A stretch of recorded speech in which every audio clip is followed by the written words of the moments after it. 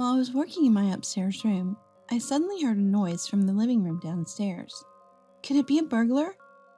Ready to call for help at any moment, I gripped my cell phone and went to check the living room. There, I found my sister-in-law, Jennifer.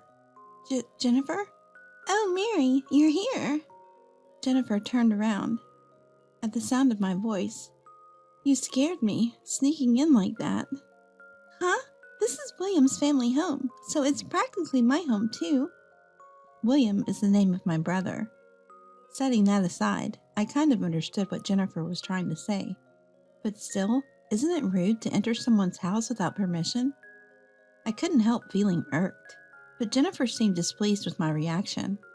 Approaching me, she said, "Instead of that, you're home again today." Well, having someone like you as a sister-in-law is really the worst. Excuse me? What do you mean by that? Are you still clueless? I'm saying it's embarrassing to be single and unemployed. Jennifer spoke to me in a mocking tone. I couldn't deny being single, but the unemployment part was a misunderstanding on her part. I do work, even if it's from home.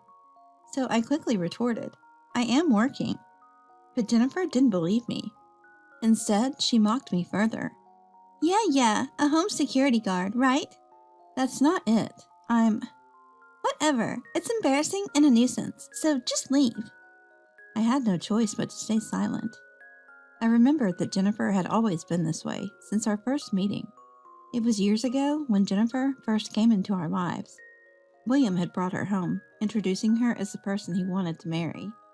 I didn't intend to meet Jennifer then, not because I opposed the marriage, but simply because I was a recluse.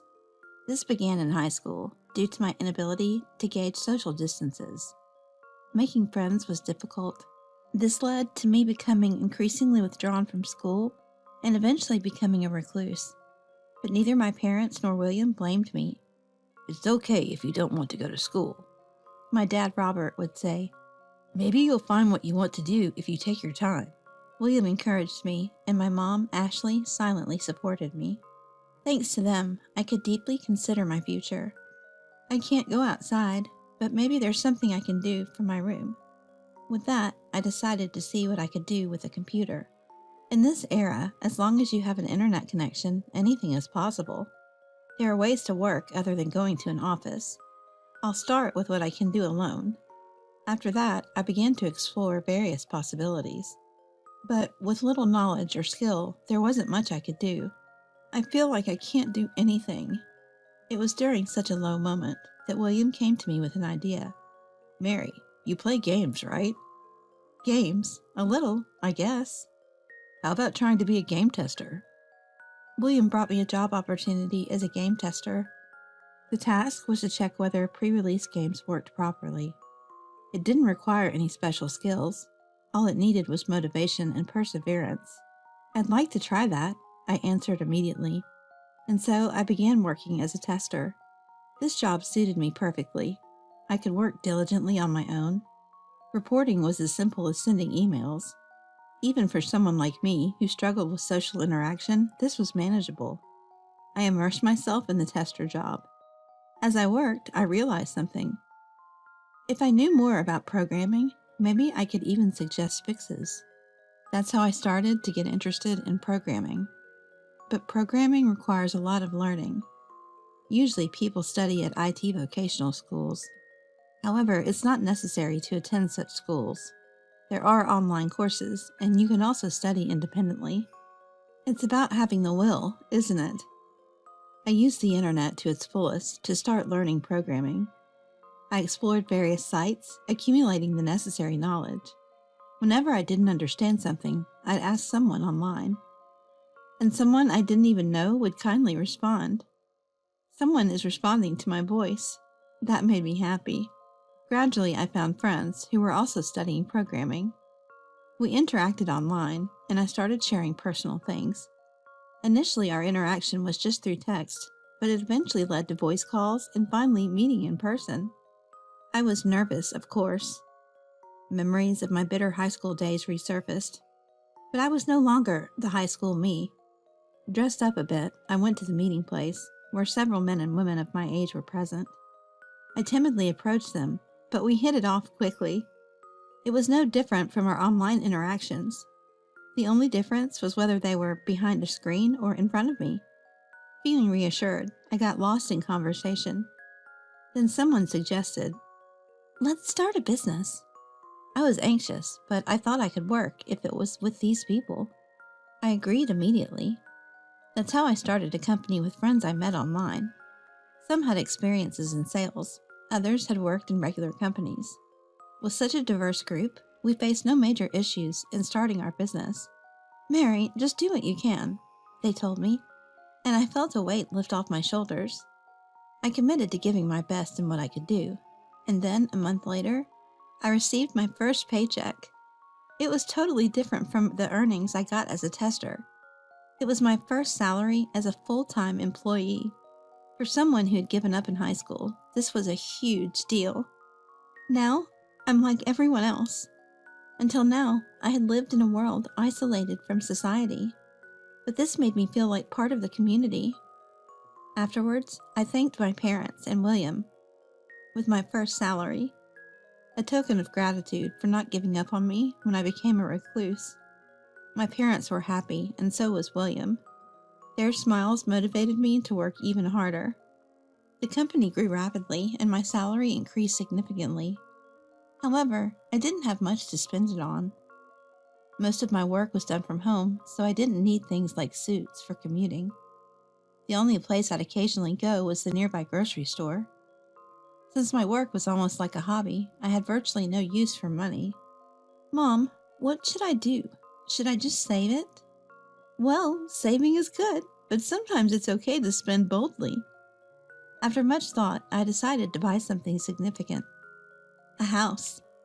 My workplace is my room. It needs to be a place where I can relax and concentrate on work. In an apartment, you have to be mindful of neighbors. So a detached house seemed like a better option.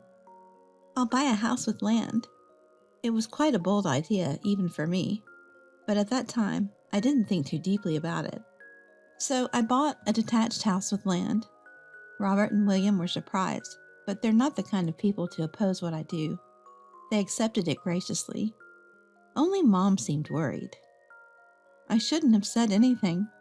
Mom regretted her words. "It's okay, I wanted to buy it." "Really? If that's the case, then it's fine."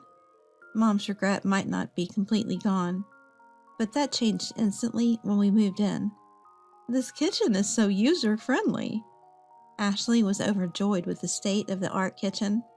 That moment, I felt glad I bought the house. Robert also expressed his satisfaction. "It's close to the company, and having a parking space is convenient." William spoke to me earnestly. "I'm proud to see Mary, all grown up." "It's because you introduced me to the tester job." "But without your efforts, this wouldn't have happened. You're amazing, Mary." "Thank you. I owe so much to William." That's why when I heard about William's fiancée coming, I decided not to meet her. I thought it'd be better to pretend I didn't exist, so William wouldn't be judged because of me. But William thought differently. "Mary is my proud sister. I want you to greet the woman who's going to be your sister-in-law." "Okay, I understand." With William's words, I couldn't refuse. So I decided to meet Jennifer. "Nice to meet you. I'm Jennifer." My first impression of Jennifer was that she liked brands. Apparently, she worked at a bank, and her clothes and accessories were all branded. Even her perfume was from a top brand. However, she spoke elegantly and seemed considerate. My parents quickly took a liking to her. Thus, the family meeting went smoothly. "Well, I have work to do," I said, trying to leave early. I thought it would be fine for the rest to enjoy a meal together, my parents, William, and Jennifer. That's what I thought. My parents and William didn't try to stop me, but Jennifer was different. As I was about to leave, Jennifer stopped me. "Hey, why don't we exchange contact information? We're going to be sisters-in-law, after all." But... "Come on, let's get going," Jennifer said cheerfully. For some reason, her smile sent chills down my spine. I had a bad feeling about her, but I couldn't refuse in that atmosphere. "Okay, I'll go get my cell phone." I just wanted to get it over with quickly. I could always brush her off if she contacted me. Thinking this, I went to get my cell phone. Jennifer then smirked unpleasantly. Since we're here, let's go together. Show me your room, will you? Okay. I took Jennifer to my room. Looking into my room, Jennifer said, So, this is your room. You're a recluse here, aren't you? A recluse? Yes, just staying in your room, unemployed, isn't that right? I instinctively braced myself against such a spiteful person. Then laughing, Jennifer said, What? You're on guard against me? Did you hate being called unemployed that much? Of course, I'm not unemployed. Home-based work isn't a real job. You can't make a living that way. I can. Yeah, as long as someone supports you. Supporting me? Thinking you're a full-fledged adult with just a small income? Don't make me laugh. How much I earn is none of your business. It matters to me. Having an unmarried, unemployed sister-in-law is embarrassing. I am single, but I'm not unemployed. Oh, right. You do home-based work. Sorry, I'm forgetful. She was completely looking down on me. Jennifer didn't seem to consider remote work as a real job. It was clear she just wanted to tease me and be alone with me. That's all I understand. I glared at Jennifer, visibly annoyed. Looking at me like that won't change the reality. If you're upset, find a real job. I am working. You're such an annoying child. If you weren't here, I could have lived in this house. Jennifer's spiteful words were unbearable. She could visit, but she couldn't force me out, because this is my house. Yet, unaware of this, Jennifer frequently came over and whispered to me to leave when my parents and William weren't around. It was intolerable. Can't she just stop? I grumbled to myself. And today, it finally happened. Jennifer silently entered the house and outright told me to leave. That was the last straw for me. I won't leave, and don't enter the house without permission. What? An unemployed person telling me off? I'm not calling you a nuisance. I'm saying what you're doing is unreasonable. Shut up! Be quiet for once. Jennifer headed upstairs. I hurried after her and found her in my room. What are you doing? This is my room. I yelled, but Jennifer ignored me. Looking around my room, she said, This is perfect. There's a computer and it's spacious. Better suited for me than you. Get out of my room. Shut up, unemployed. You don't deserve it, so I'll take it. What? No way. Get out. Somehow I managed to push Jennifer out of my room. Then I forcibly dragged her out of the house. I was surprised by my own strength. Thinking it was like playing with fire, I quickly called William. Despite being at work, William answered. What's up, Mary? Did something happen? William, actually, I explained how Jennifer had entered the house on her own, and also told him about how she had been demeaning me all this time. William was furious. What? To my dear sister? I can't forgive this. Okay, I'll talk to her. Thanks, William. After thanking him, I hung up. But I can't always rely on William. Pondering, I decided to call my colleague James. James was a bit older than me. A college graduate, he used to work at a general company. He joined our startup wanting to do IT work. With his extensive experience, I made it a point to consult James when in trouble. James, it's not about work. I have a personal issue. What's wrong? Well, I discussed Jennifer's actions with James. Angry, as if it were his own issue, James said, That's wrong with Jennifer. You're not at fault, Mary. Right, yeah. So, have you figured out any countermeasures? That's just it. I haven't at all. Then I'll tell you a good strategy. It's this. James shared a certain plan with me. Indeed, an interesting strategy. If successful, it would surely teach Jennifer a lesson. But there was one problem. Won't this trouble you, James? Don't worry about me. Just go ahead and try it. Thank you. I decided to execute James's plan. Immediately, I contacted a certain place. Months passed while I implemented the countermeasures. Jennifer's attacks on me ceased, probably due to William's scolding. I hope it stays this way. I was slightly relieved. However, the world isn't always so kind. A few days later, Jennifer called me. Can I come over tomorrow? It's okay if I call before coming, right? Her tone was deliberately unpleasant. Still, if Jennifer came, there was a high chance of executing James's plan. Reluctantly, I pretended to agree. The next day, Jennifer arrived at the house and immediately asked, Are your parents here? They're not. They're on a trip. Oh, that's perfect. While saying so, Jennifer brought a large bag into the house. What is that? My clothes and various things. Are you planning to stay here? Not just staying. I'm moving in. So you should leave. You're an eyesore. It finally happened. With that in mind, I quietly nodded. Understood. You're complaining. Wait, you understand? Yes, I'll leave. You suddenly became obedient? I've thought about it. You are William's wife. I owe a lot to William. I said this with a solemn demeanor. Jennifer then started to smile unpleasantly. Finally, you understand. Now get out. Useless, unemployed. Okay. I immediately went upstairs. Actually, per James's instructions, my belongings were already packed, and I had a place to move to. In other words, everything was going according to James's plan. I called the moving company and went to the living room, where Jennifer was relaxing on the sofa. You're fast. Well, a reclusive unemployed wouldn't have much to move, I guess. Although I wanted to retort, I didn't. I'm leaving now. The movers will come later for my things. Yeah. And please, don't regret this. Regret? As if. I feel refreshed without a recluse around.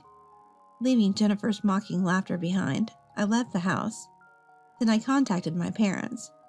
Dad, are you enjoying the trip? Yeah, I'm really happy with this present. I'm glad, actually. I told them about Jennifer's visit to the house. I explained the reason for the sudden trip and James's strategy, and I asked them to act accordingly. My parents agreed readily, largely due to the description of Jennifer's unreasonable behavior. This will work out well. She'll regret it. Muttering to myself, I headed to my new home. A few days after moving, the end of the month was approaching, and I was excited. Anytime now, Jennifer should contact me. I waited for the call. Then it came. The phone rang, and as soon as I answered, Jennifer yelled, What's the meaning of this? What's wrong, Jennifer? Why do I have to leave? You don't have to leave. Just pay the rent. Rent? This house is our family home, isn't it? It was, but I've sold it. You sold it?